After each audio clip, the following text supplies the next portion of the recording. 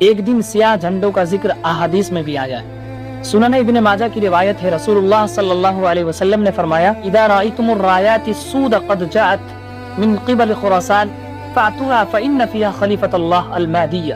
جب تم خراسان کی طرف سے سیاہ جھنڈے آتے دیکھو تو ان کی طرف آؤ، کیونکہ ان میں اللہ کے خلیفہ مہدی ہوں گے۔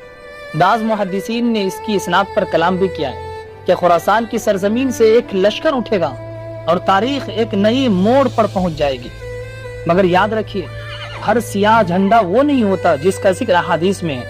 سنن ابو داود کی روایت ہے، رسول اللہ صلی اللہ علیہ وسلم نے فرمایا المہدی منی من ولد فاطمہ، مہدی مجھ سے ہوں گے اور فاطمہ کی اولاد میں سے ہوں گے۔ یعنی اصل مرکز امام مہدی ہے، نہ کہ ہر وہ جماعت جو اپنے آپ کو کسی پیشگوئی سے جوڑ لے۔ اسلام ہمیں جذبات نہیں، تحقیق سکھاتا ہے۔